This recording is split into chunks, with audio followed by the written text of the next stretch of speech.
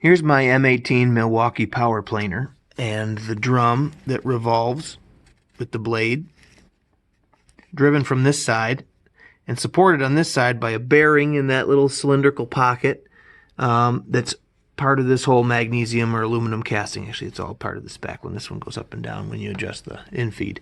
But it's all part of this casting, and that's metal. Now over here, this is my Bosch, and here's the drum that goes around with the blades on it. But you'll notice that it's all loose and wiggly and doesn't have a perfect alignment to the base of the tool because the end of it, the bearing,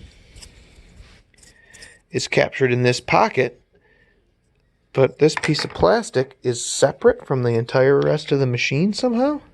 What's that about? It's like a perfect circular hole. The back of it's all chewed up. And then I'm looking and I'm wondering, where's the other half? There's my blade. Where's that blade on the left-hand side? It's all chunked up and missing. Well, if that broke up and migrated over and was still going around and around and around, that would explain how this, from the inside out, was cut progressively deeper and deeper until it got so thin that it just let go. But that's an important location, important relative to everything else here. I can't put that back on there and find a place necessarily to glue this all in. It's all sloppy jalopy, and I can't just make it tight because that pulls it in a little bit more deeply. There's a kerf here, for lack of a better way to put it. There's a gap where I can wiggle it all around, so it needs to be glued perfectly held. This thing's ruined. Completely ruined with one stupid oversight. So then I went to check on whether or not I could get the main body of the machine as a replacement part, and you used to be able to.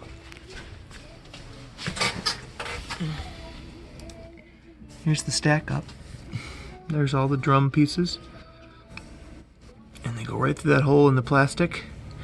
And on the other end, they're capped by this whole cover that I've already taken off. So I need this piece that still has the other end of it that traps the bearing intact. Part number 801. Oh, shit. What's up, guys? I took the drivetrain out of that machine. You can see I got to make my repair, so it was necessary to get it out of there. But you can see that the motor drives the pulley through a belt to the other pulley, which drives the drum around. But the far ends of both of these systems that are axle-based are hanging out in space, which doesn't, it's not good for the mechanical system, but it also, a mechanical system just alone, but asking it to work against, to do work by cutting here is applying force to this axle, and you just have to have it supported. So the far ends of both of them are in bearings. This is common to all your power tools, and the bearings are generally trapped in the body of the machine, in the body of the housing. So this is the motor. These are the brushes for the motor, and the bearing on the end of the motor here is trapped in this component, this piece that's part and parcel of the body of the machine. The other end for the drum was trapped here until it cut its way out. So I've set this up for re-gluing, and there's just a couple things that I want to show you as far as for re-gluing purposes. So I knew that I had one nice thing about this piece. Where's the camera lens? It has a flat side, right? So that's going to help me. Otherwise, if I'd just be circular, speaking in terms of it being a complete circle, I wouldn't know how to clock it in there, and it just doesn't help the situation. So to start with, I knew that I have a flat spot, so I could glue this popsicle stick on the body of the machine to that flat spot. And so when I come in and I stop on this flat spot and it's not clocked, it's tight to it, I can be sure that I'm in the right location there. And then I stuck some skewers onto this cap with hot glue that the nice thing about a circle is I can work underneath the edges of it, and it doesn't take up a lot of space. As far as these are going to help me set this down inside of this cavity and stop so that the surface is coplanar to the rest of the, it used to be one piece. That's all coplanar now. And then I need to come over and I need to look at this gap that I can't do while I'm holding the camera this way, but I can just dial this in so that it's flat against the popsicle stick. And then the last thing I can do is I can look at those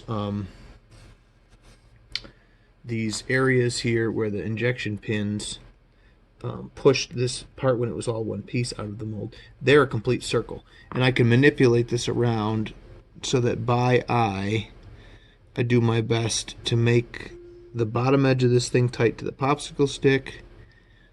And you can see that it's a little tighter. It's not a consistent gap all the way around, which I couldn't have gone by to glue it.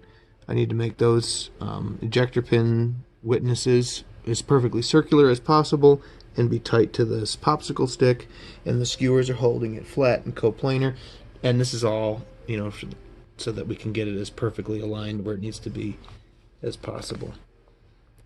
So I'm pretty content with that now, and we're going to apply some adhesive, and then we'll come back and pop off the glue and see what kind of a project we still have or whether or not we've made a repair. Just a little follow-up here. I was able to make the repair to that Bosch power planer because I do still love it despite my Instagram post. It's one of the few corded tools that, I mean, I love a battery power planer for framing, particularly when I've got proud framing or anything that I just need to zip down a tiny bit on the job site. Running around with this without getting tangled, divine. This here is a workhorse. You just can't get away from. I could throw a big cell on that, but I'm not going to do you know, hundreds of feet of planing with the battery. I'll just I'll plug it in, especially when I'm at home. Anyway, this was the tool for this job on the bench, and I was able to finish it, and it looks great. What happened with the repair? I put things back together the way that they're supposed to go, and no issues. I did a little sanding on my glue inside and out for clearance purposes. There's a little clearance. So you can actually see daylight through there. They give you a little on the Bosch, and actually I referenced the Milwaukee to outline, you know, so much better being made of metal and stuff, but they give a massive, it's like over a quarter of an inch of clearance.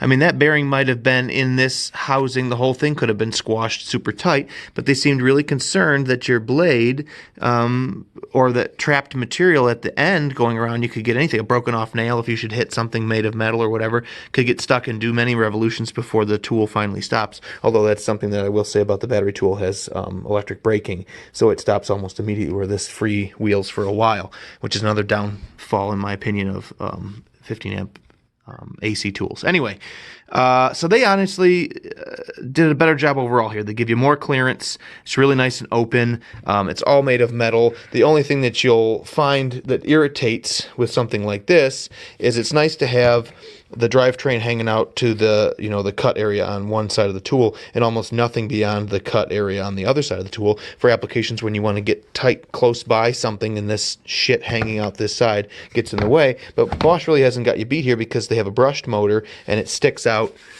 beyond everything under this cover even more than and everything does. It's quite trim on the Milwaukee tool, and shit, you can even take this little dust outlet off. He's got a screw here, so the only thing sticking out anymore is just that little bit of metal.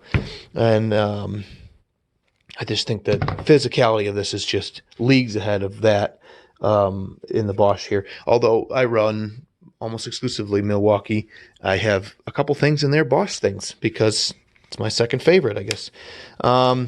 Long story short,